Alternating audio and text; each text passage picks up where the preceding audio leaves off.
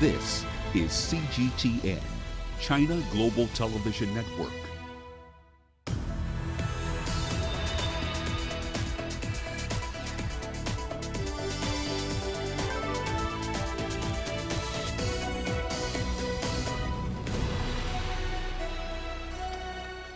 Hello there, welcome to this edition of Global Business Africa. In the next 60 minutes, we'll run through the business stories you need to know about from Africa and beyond. But first, a quick run through the markets here for you. So the Kenyan bourse, the NSE 20 in particular, hasn't really moved much in either direction in response to the legal recommendation from the country's Chief Justice to dissolve the legislature, essentially for not meeting or passing really the constitutionally mandated gender balance rules. So the bourses we track here, though, remember, it is the worst performer, nearly 31% in the red so far in 2020. The all share in the top 40 have turned negative in South Africa on a year-to-date basis as well. But Naspers had a really good outing today as far as the session is concerned, up over 5%. Year-to-date gains on that particular counter, over 32%. Here's what's coming up tonight.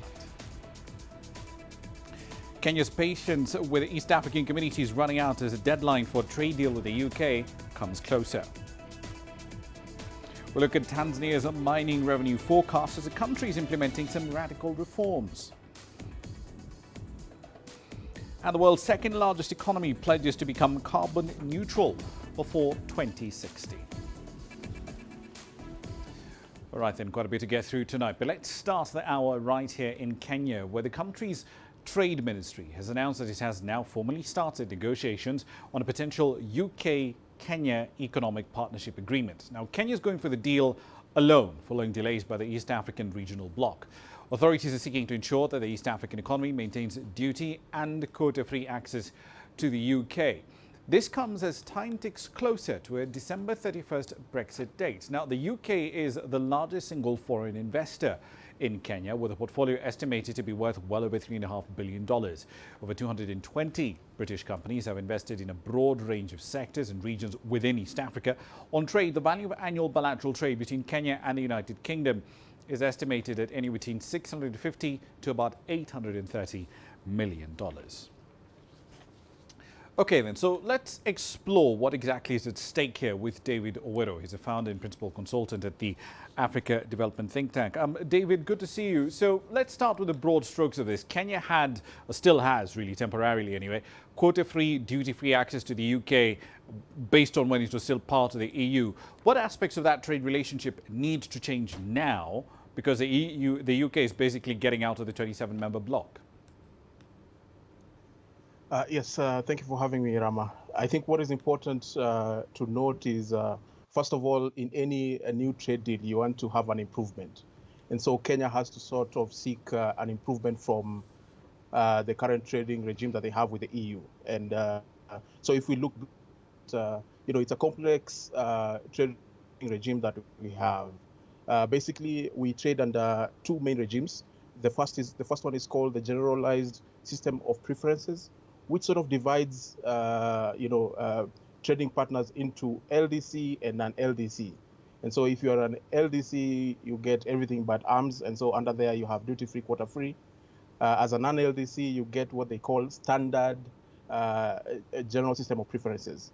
And so already there's a problem with this because if you're seeking regional integration, it will split up the region and, prevent further integration from happening because there will be pressure on the non-LDC countries to sign trade agreements that are even suboptimal just so that they can continue on with the market access that they have. Which is presumably what exactly is happening now within the East African bloc, because you've got Kenya on one hand trying to move ahead with this trade bloc, but on trading terms that may not necessarily be as favorable, shall we say, for countries like Burundi or Rwanda or Tanzania.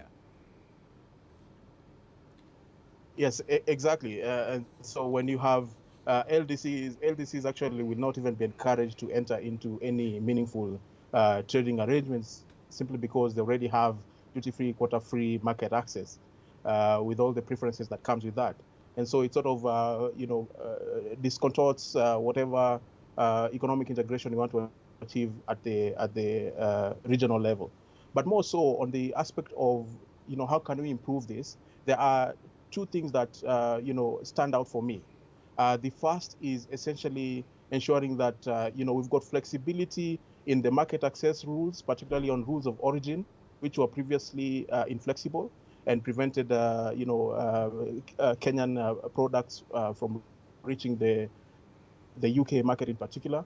And then we also have issue of allowing for more flexible cumulation approach, which essentially is really about how they calculate the aspect of origination. How do you deem a product to be originating from a country?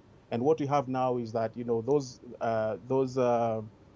criteria are quite difficult to meet, and they're cumbersome, and often are used as a way of limiting market access even further. Indeed. So we have seen, looking at a 2018 study here by ODI, we've seen Rwanda and Ethiopia steadily eroding Kenya's market share in the UK in the kind of primary goods that we tend to export there, horticulture and essentially cut veggies as well. What exactly is explaining why Kenya is losing its competitive edge in those two sectors? It boils down to three things. The first is the issue of wages. As you can see, for products which we have in common, particularly with Ethiopia, where wages are particularly low, they're able to be more competitive than us.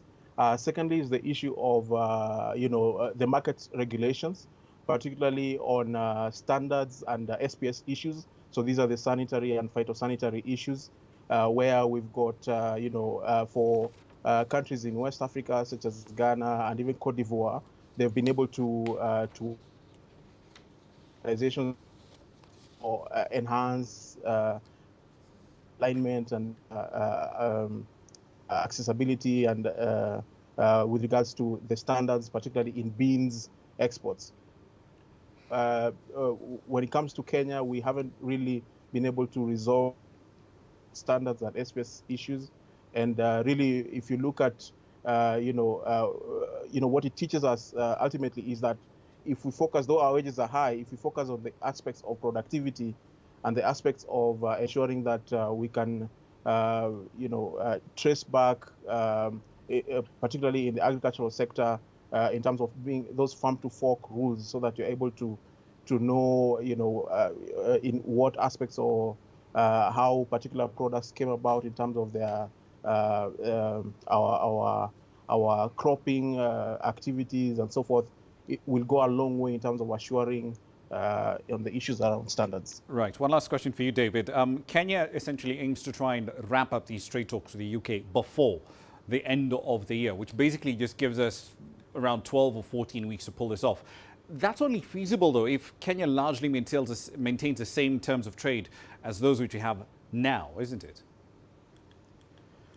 Yes, it really puts us in a precarious position, because we want to resist from taking the existing trade deal between Kenya and the EU and just replacing EU with the UK.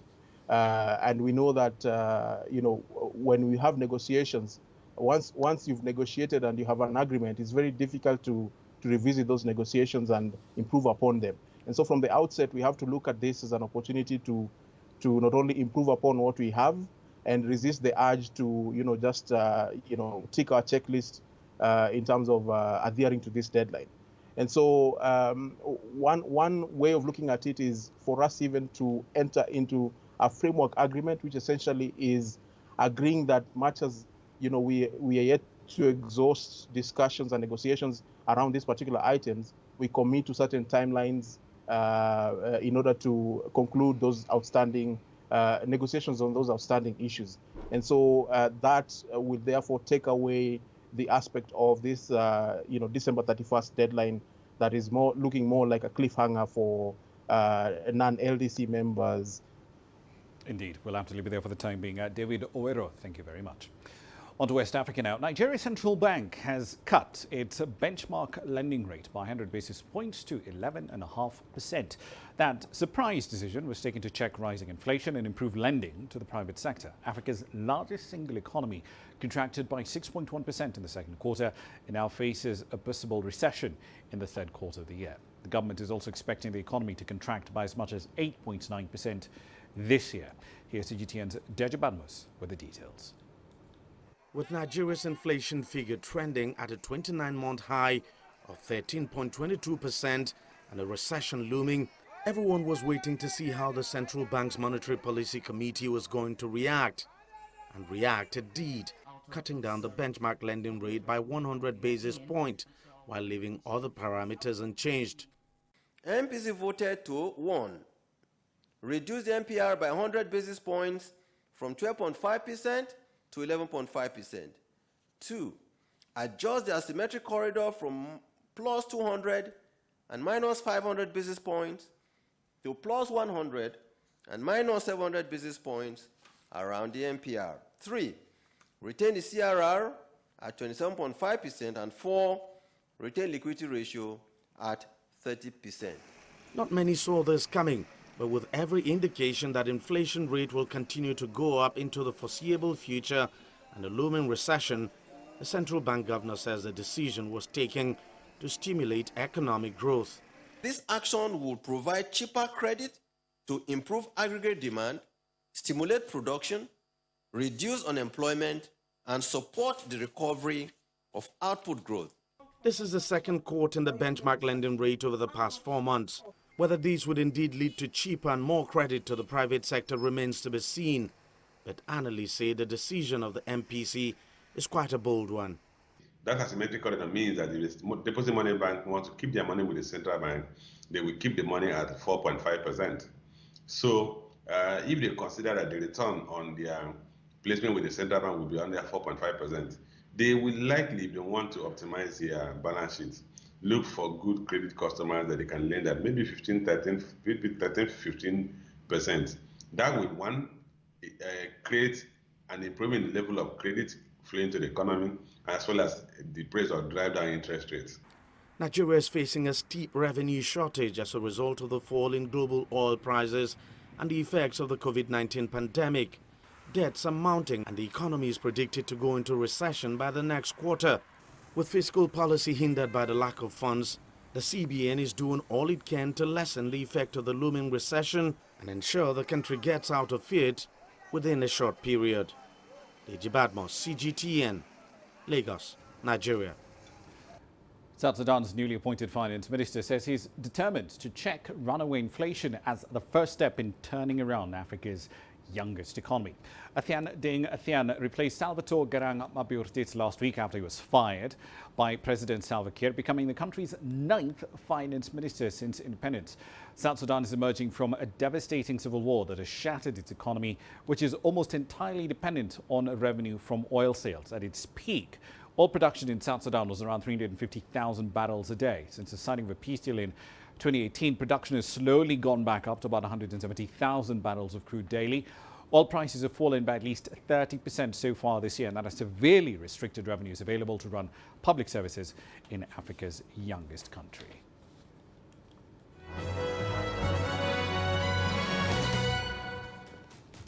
All right, then a quick run here through some company news. Let's start with retail in Kenya. Carrefour, which is operated by Majid Al Futtaim in Kenya, is expanding its retail business in the country with 3 new stores. They're going to be located in Kenya's second largest city, Mombasa. These new stores will bring Carrefour's local brand network to a total of 11. 8 of the stores are in the Kenyan capital, Nairobi. The French retail chain recorded sales of about $172 million from its Kenyan outlets last year. That was 28% higher compared to the sales figure recorded in 2018. Mark Mabudu has been reappointed as CEO of Zimbabwe's state-owned diamond mining company. He returns to a role that he left back in 2016. He'll be the first substantive CEO at Zimbabwe Consolidated Diamond Company since the departure of Dr. Maurice Mpofu in May last year amid corruption allegations. Zimbabwe has since then withdrawn all charges against Dr. Mpofu after the authorities failed to gather the evidence that did warrant his prosecution. And the sportswear firm Nike has seen a huge rise in online sales as it bounces back from a coronavirus slump. The US company saw digital sales rocket by 82% during the June to August quarter, offsetting falling revenues from its physical brick-and-mortar stores. Net income was also up to $1.5 billion, or 95 cents a share, from $1.37 billion a year earlier. That was a hell of a lot better than the 47 cents a share that analysts were expecting. That's a run through your company headlines.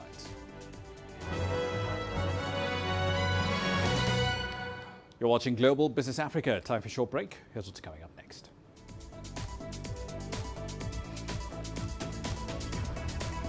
We'll be looking at the rise in mining revenues in Tanzania as the sector undertakes some interesting reforms. And Zambia is now seeking relief from bondholders as the pressure to service its debt keeps on rising. The world economy as we know it is about to change. Global business reports highlight emerging markets, developing countries, and dynamic sectors worldwide. We feature top analysts and newsmakers to provide perspectives on every facet of business. From an on-the-ground perspective, we provide you with balanced and objective assessments. Fast, sharp, and insightful. Global business, only on CGTN. There's more to this place than just glorious landscapes. There's more to it than just, say, Table Mountain or glorious, endless salt flats. There's more to it than countries that are home to some of the deepest mines in the world. There is so much more to this place, even if it is home to some of the finest diamonds on the planet. It is the sheer diversity of the people who call Southern Africa home and the relentless drive to make it a better place that make it so special.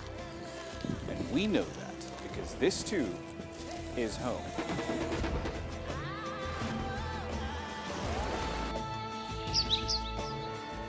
No one knows Southern Africa like we do. CGTN, see the difference.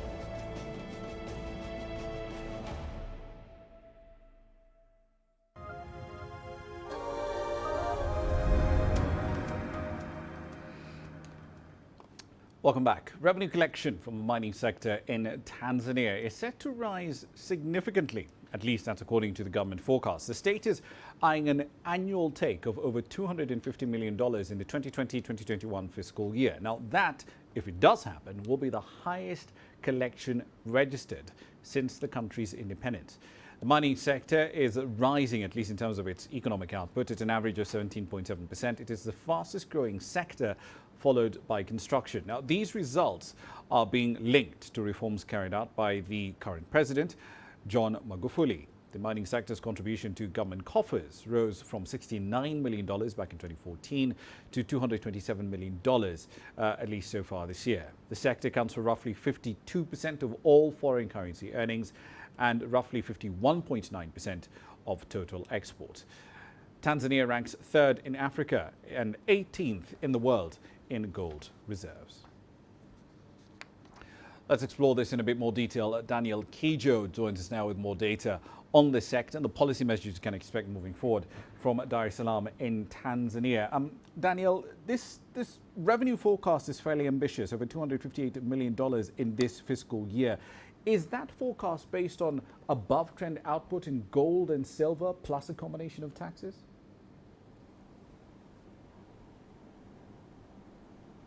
Hi, Ramah. Thank you so much for having me. Getting straight into it, I think we could attribute these projections to three main reasons. Firstly, it's a rise in the price of gold, and we're looking at from December 2019 to March-June 2020. The central bank indicated that this rise in the price of gold globally was because of the COVID-19 pandemic. Because of uncertainty, we know that global investors focused more on saving in gold because that is a bit more stable. And of course, as you know, the US dollar was weaker. So in turn, this facilitated more value for gold. Secondly, it's the increase of the royalty payments from about 4% to 7%. This is those reforms that you touched on earlier. And also there's an increase in introduction of inspection fee of 1%, which was not here before. It's one of the amendments that was brought by President Magufuli. So, and lastly, perhaps the biggest impact or reason is the rise of these small-scale miners who now, from contributing about 5% a couple of years ago to 29% of government revenue.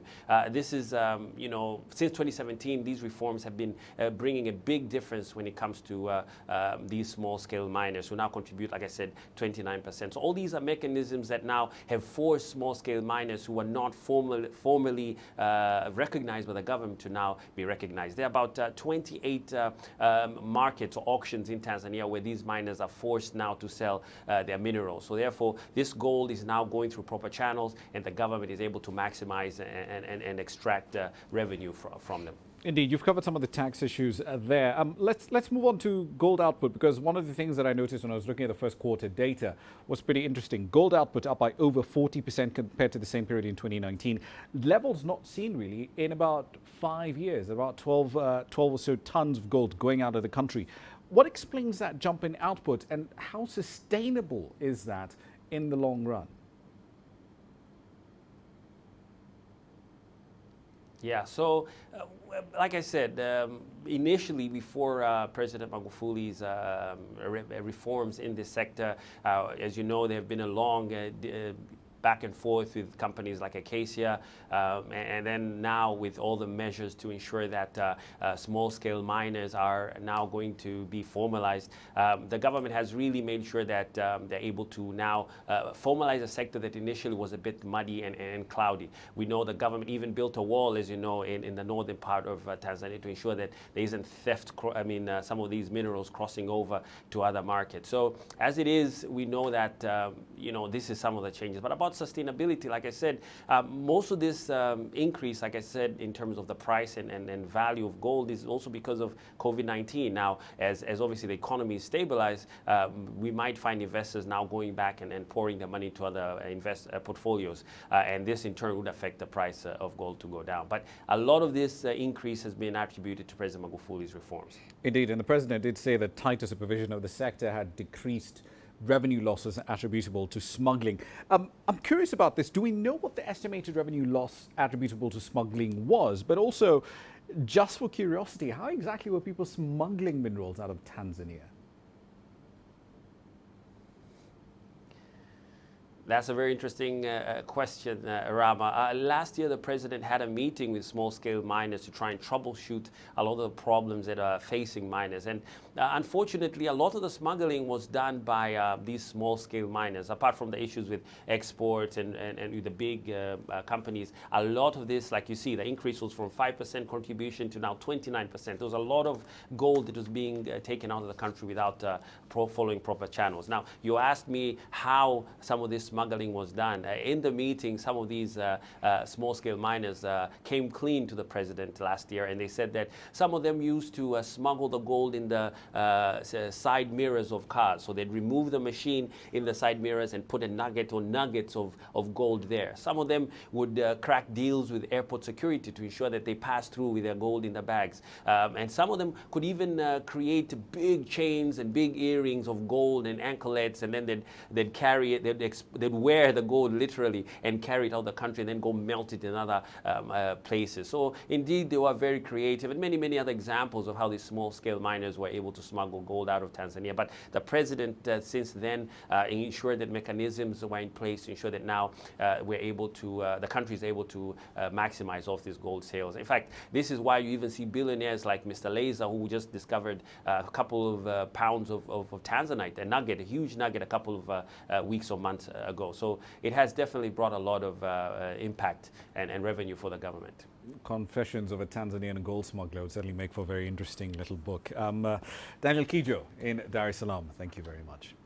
Now, on to the Democratic Republic of Congo. The authorities over there have announced plans to tighten controls on mineral exports in order to curb its weakening currency against the dollar. The country's central bank governor says that the Congolese franc has dropped significantly since the start of the year because, as they see it, mining firms are not repatriating a percentage of their earnings as required by law. Here's CGTN's Chris Ochamringa with the latest. The government's plan to tighten controls on mineral exports follows the depreciation of the Congolese franc this year. The currency has dropped by more than 15% against the dollar since January. The global economic downturn caused by the COVID-19 pandemic has contributed to the depreciation. The DRC has been exporting less of its minerals since the pandemic struck in March, which has led to a reduction in its foreign exchange reserves. The central bank governor, Theogracius Mutombo, says the situation has been made worse by foreign-owned mining firms that do not follow the country's mining code. the law requires firms to repatriate 60% of their earnings into their bank accounts in the DRC. The government has urged mining operators to comply with the law. The increase in the dollar rate has also led to a rise in prices of many consumer goods that are imported from abroad. Chris Sochamringa, CGTN, Kinshasa, Democratic Republic of Congo. On to fixed income markets now. Zambia has become the first African country to ask bondholders, private ones in particular, for relief since the onset of the COVID-19 pandemic. The Southern African nation says it needs a bit of fiscal breathing space in order to plan a debt restructuring. It's asking holders of its 3 euro bonds, worth $3 billion in total, to defer interest rate payments for 6 months until April 2021. Zambia's $1 billion Eurobond due in 2024 was down in trading in London to about 52.46 cents on the dollar on Tuesday, after the government said that a coupon payment due in barely 3 weeks will be included in the proposed suspension. Other countries have also started to ring the alarm bells. Angola, for example, second largest producer on the continent of oil, has negotiated debt relief with some of its lenders, but it's told the IMF it may have to approach a wider group of its creditors if oil prices continue to decline. Kenya has also said it's at high risk of external debt distress as foreign currency obligations continue to grow much faster than revenue from abroad.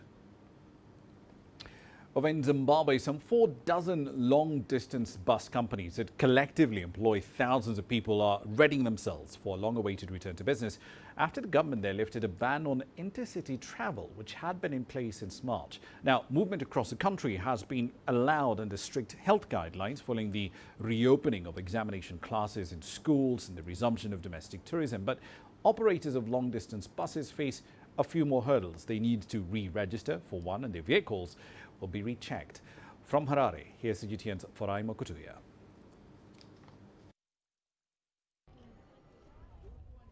The deserted Mbare Musika terminal might soon be back to its bustling self again with the resumption of long-distance travel that will allow a return to income for operators and social reconnection for grounded passengers.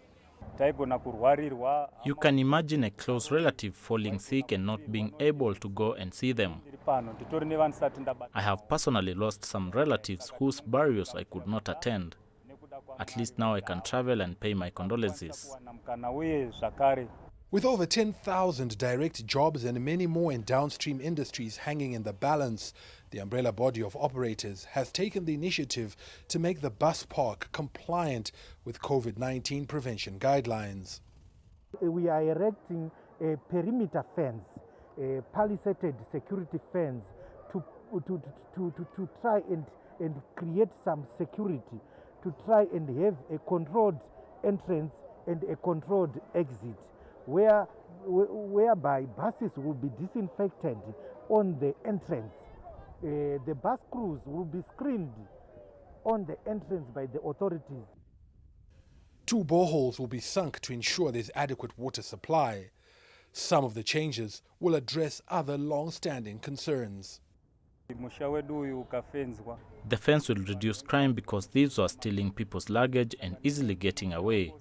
It will also make sure that we are boarding buses that have been vetted.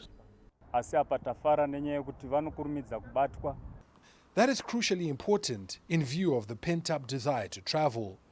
In the past, undesignated pickup points have mushroomed as some operators try to avoid fees at the official termini. Because there's very little or no enforcement of safety guidelines, this popular stop for travelers to Zimbabwe's second city, Bulawayo, poses a health risk, but it also threatens the financial recovery of compliant operators. We have engaged the government on that issue. We are going to enforce. The government is going to enforce all those who want to use those open places, illegal pickup points. The government has assured us that they will make sure that there is no one who is going to use those facilities. Long-distance operators are required to register with the Ministry of Transport and have their buses passed as roadworthy before they can start ferrying passengers again. Farai Mokutuya, CGTN, Harare, Zimbabwe. Onto the island nation of the Seychelles. It will be holding its general elections next month. Now, the polls come at an interesting time for the nation that is essentially made up of 115 different islands off the coast of East Africa, with its vital high-end tourism sector entirely on its knees after its borders were shut down due to the COVID-19 pandemic. Now, the island's luxury tourism spots welcomed more than 360,000 visitors back in 2018. That was twice as many as a decade before and nearly 4 times as many as the entire country's population of 95,000. Hundreds who are working in the tourism sector lost their jobs this year, and the Seychelles rupee has shed more than 40% of its value against a major foreign currency. Now, normally the country holds its legislative and presidential elections separately, but it's doing both of them together this year in order to save money. President Danny Faure is facing 2 challenges at the poll. Seychelles stepped up to the challenge despite being faced with an economy crippled by the collapse of tourism, our primary industry. We foresee a 14% budgetary deficit for this year instead of 4% surplus we projected before COVID-19. The Seychelles economy was set to grow by 3.9% this year, but will now end 2020 at negative 15.2%. We estimate it will take at least 5 years for Seychelles to return to where we were before COVID-19, assuming the world gets a vaccine. You're watching Global Business Africa. It's about 18:30 GMT. Here's what's coming up next.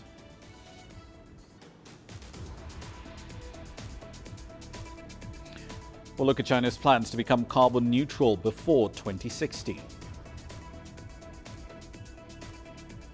And UK legislators are holding a parliamentary hearing over the safety of TikTok. We'll have the details next.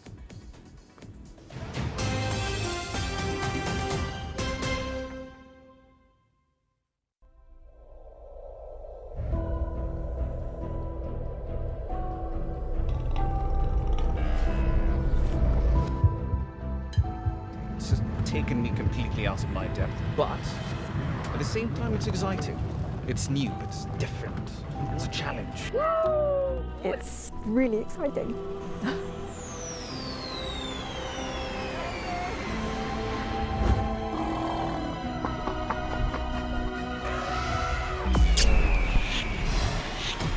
Over the last 14 hours of rain.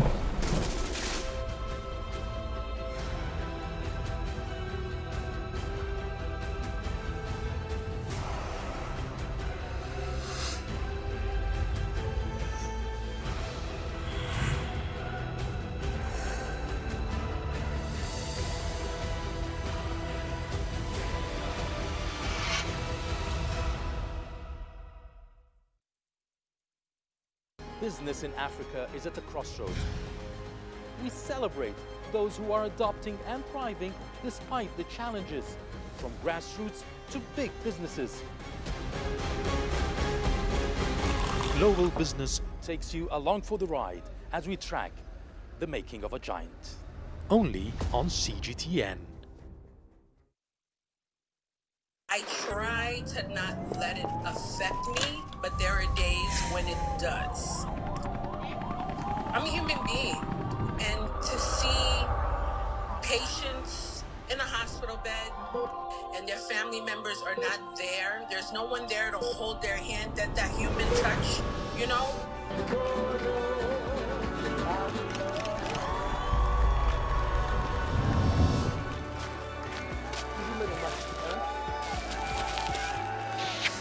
I just hope everyone can remember that the situation is not permanent and that everything will get better eventually.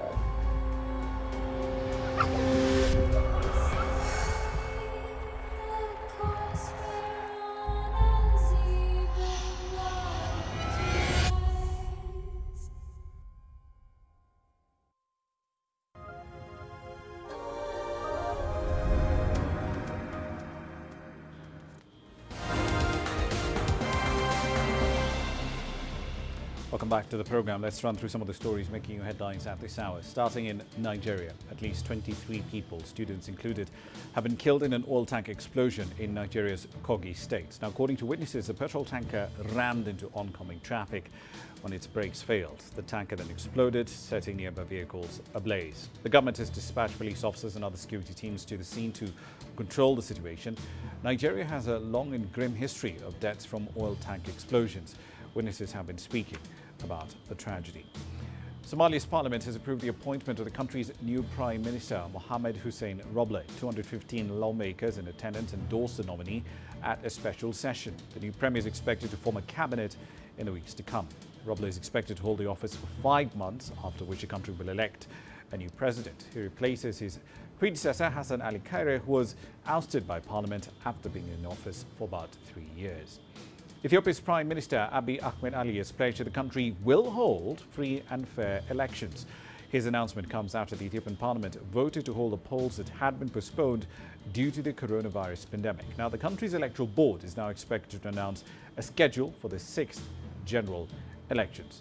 And finally, in South Sudan, the United Nations Office for the Coordination of Humanitarian Affairs says an estimated 625,000 people have been affected by flooding in areas along the White Nile since July. According to a report released by the UN agency, Bor County in Jonglei province is one of the most affected areas. The report also says the organization will be allocating $10 million from the South Sudan Humanitarian Fund to mitigate the effect of these floods. That's a run through your headlines.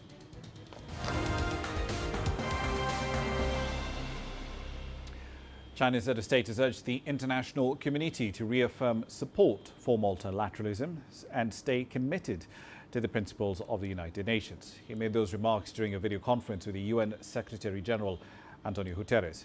President Xi hailed the UN's contribution to world peace and development, saying that China will continue to help the global fight against the COVID-19 pandemic. He also promised to make the Chinese COVID-19 vaccines available to the rest of the world.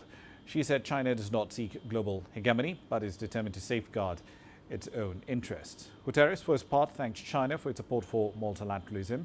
He also hailed China's efforts in tackling climate change and expressed support for China's plan to build a green Silk Road. China's president has also set out new goals to fight climate change at the ongoing UN General Assembly. Now, according to Mr. Xi, the world's second largest economy aims to be carbon neutral before 2060 and ensure its greenhouse gas emissions peak in the next decade. CGTN's Timothy Ulrich explores what this new commitment means for the UN's efforts to galvanize action on the climate crisis. In a much-anticipated speech, Chinese President Xi Jinping heralded China's success in the struggle against COVID-19. He said the global response to the pandemic made clear the need for multilateral cooperation and less finger-pointing, as well as the need to put lives over livelihoods. The spread of the virus must be contained. Facing the virus, we should enhance solidarity and overcome this together. We should follow the guidance of science, give full play to the leading role of the World Health Organization, and launch a joint international response to beat this pandemic. Any attempt to politicize the issue or any stigmatization must be rejected. President Xi renewed China's pledge that any vaccine developed by the country would be a global asset, available to any nation, especially developing ones. Xi also stressed China's economic recovery and called on the world to use this crisis to make progress toward a global green economy. UN Chief Antonio Guterres, for his part, highlighted the need for unity in the face of the pandemic. COVID-19 is not only a wake-up call, it's a dress rehearsal for the world of challenges to come. We must move forward with humility, recognizing that the microscopic virus has brought the world to its knees, and we must be united. We have seen when countries go in their own direction, the virus goes in every direction. U.S. President Donald Trump weighed in on the issue. As deaths from COVID-19 in the U.S. surpassed 200,000, Donald Trump continued to blame China for the spread of the virus in America.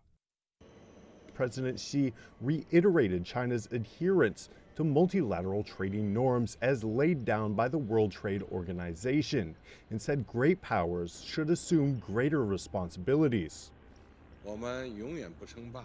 We will never seek hegemony, expansion, or sphere of influence. We have no intention to fight either a Cold War or hot war with any country. China will continue to narrow differences and resolve disputes with others through dialogue and negotiation. We aim to foster, over time, a new development paradigm with domestic circulations as the mainstay, and domestic and international circulations reinforcing each other. Climate change was another focus of his speech. China will scale up its intended nationally determined contributions by adopting more vigorous policies and measures. We aim to have CO2 emissions peak before 2030 and achieve carbon neutrality before 2060. The announcement is a significant step for the world's biggest emitter of greenhouse gases. It also presents a different view from Trump's. The U.S. president has referred to climate change as a hoax. He pulled the U.S. out of the Paris Pact in 2017 and called the agreement, with nearly 200 signatories, a one-sided deal. Timothy Ulrich, CGTN. On to the world of tech now. One of TikTok's senior executives in Europe appeared before lawmakers in the UK on Tuesday to try and shed some light on how safe it is to use the short-form video app, which is owned by the Chinese company ByteDance. The UK parliamentary subcommittee was set up to look into online harm and the threat of disinformation, which has shot up by a significant amount in recent months, in part due to the COVID-19 pandemic. From London, here's CGTN's Nawid Jabarkil.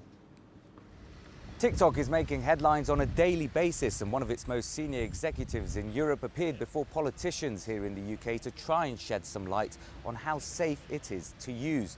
The point of the committee is to look into online harms and the threat of fake news, something that's ramped up recently with COVID-19. We saw 700,000 videos created in the UK on TikTok that were related to COVID during this period so far. Of those 700,000, we removed around 13,500. And of those 13,500, we removed around 1,500 for medical misinformation. On the whole, TikTok said it's working hard to try and stay ahead of fake news and has ramped up its enforcement operations, even taking a dig at some of its more well-known global rivals. We're 2 years old, but we already have more than 10,000 moderators globally, including thousands in Europe. And I think if you think of those numbers, it took the competitors that you've been speaking to in your previous hearing 10 or 15 years and a lot of pressure from your committee before they reached those numbers. Above all, data privacy and security appear to be the main concerns for most Western governments, highlighted by President Trump's recent move to ban the company in the US on national security grounds. Lawmakers here in London also asked the firm if its data protection policies can be trusted, or whether users' data will be shipped off to China, which is when things got a little bit heated.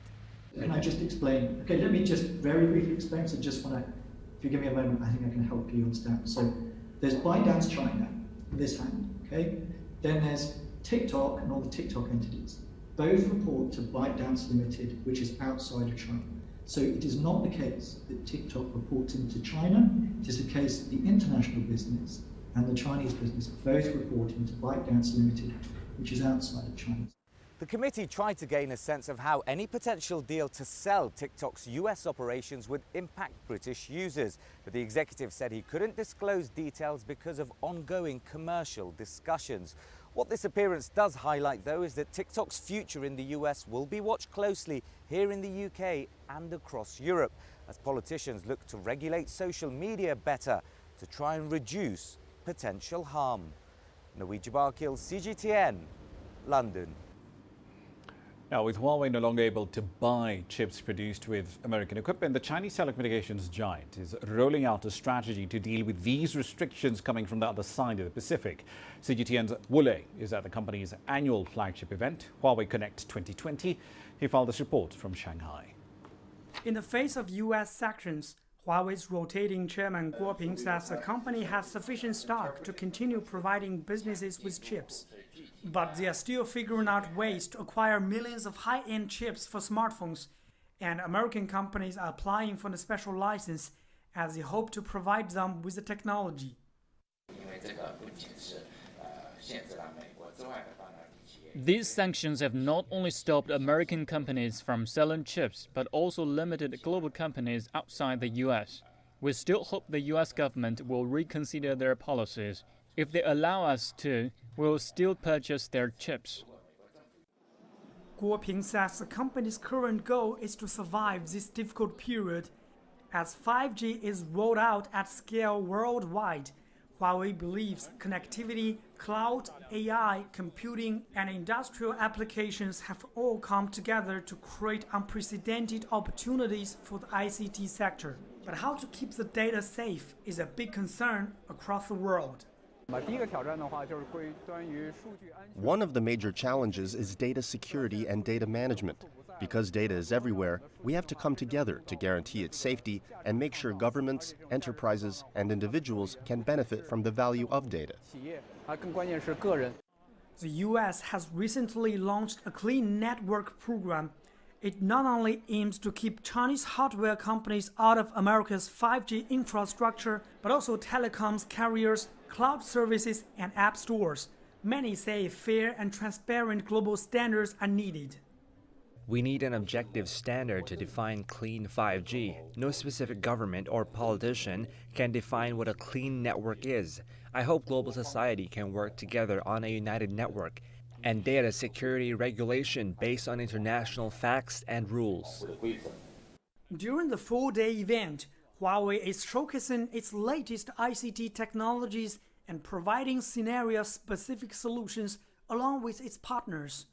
5G, cloud computing, and AI are some of the fundamental elements to build a smarter society. Huawei hopes to work closer with global partners to enrich industrial applications so everyone can enjoy a better and safer connection. Wu Lei, CGTN, Shanghai. On to Latin America now. A Brazilian company that makes trash bags has developed a plastic that it says can kill the coronavirus. It's an example of some of the ingenuity of some businesses designed to help people protect themselves in this pandemic. Paulo Cabral has that report on What's Hot tonight. This is how a trash bag is made. It all begins with these plastic pellets. They are liquefied and with hot air are blown up into these tall columns of plastic.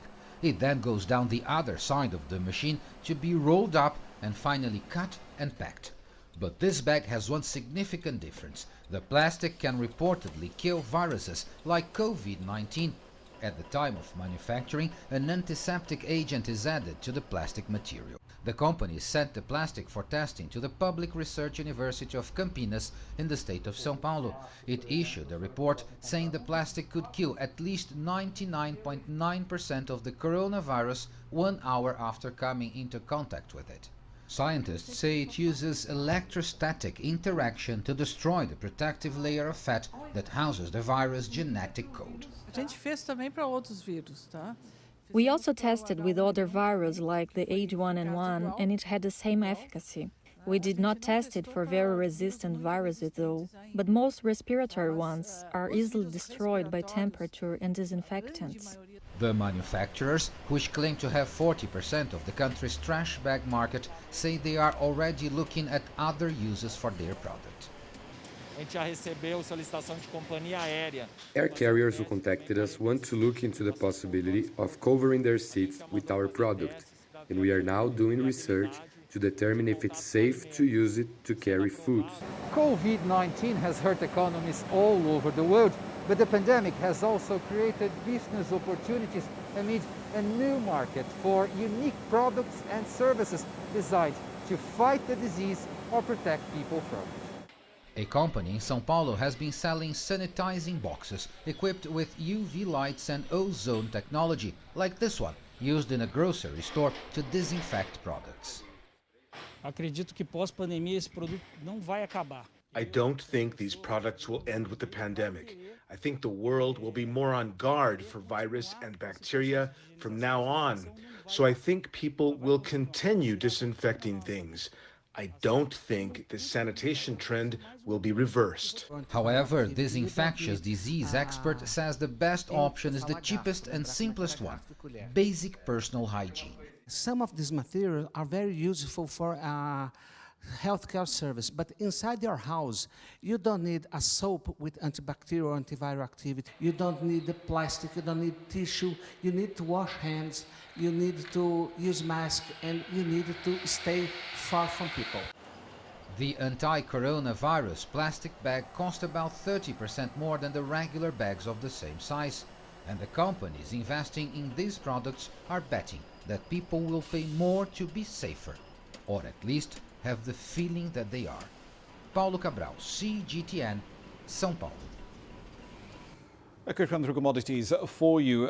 Copper forwards in London, they were just about 1.3% higher before 1600 GMT. That effectively brings the year-to-date gains to almost 10%. Gold, of course, having a less than stellar outing in the last 6 weeks or so, falling by nearly 1.8% earlier today, 1866.23 at around the same time. But even at these levels, gold is still 23% higher so far in 2020. The strengthening of the US dollar, however, is certainly adding a bit more fuel to the fire as far as gold weakness is concerned. On the oil front, Libya continues to reopen oil export facilities. The reopening of the third port this week, Zoetina. You have to wonder, though, is there enough market demand to soak up the extra oil that Libya will eventually add to the market? That's an open question. Here's what's coming up tonight.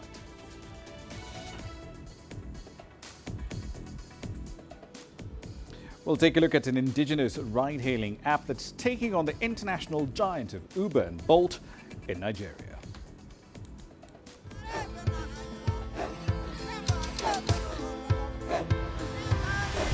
Africa is a continent of diversity, with varied climate and enchanting geography, and a people so distinct, but with a shared enduring spirit. We are at the heart of the continent to bring you the untold stories. Let's have a look. We celebrate Africa as it shapes its own destiny. Tunis, Cairo, Juba, Johannesburg, Ethiopia, Tanzania. Africa Live.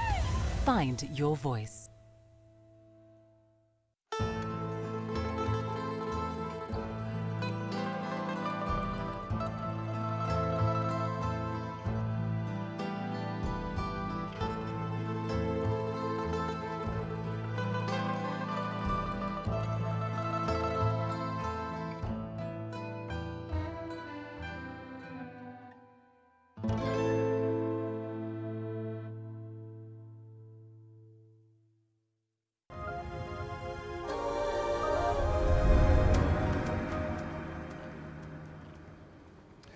Now, with the global ride-hailing firms Uber and Bolt dominating the Nigerian market, there's one small indigenous ride-hailing startup that is holding its own in the Nigerian oil-rich southern city of Port Harcourt.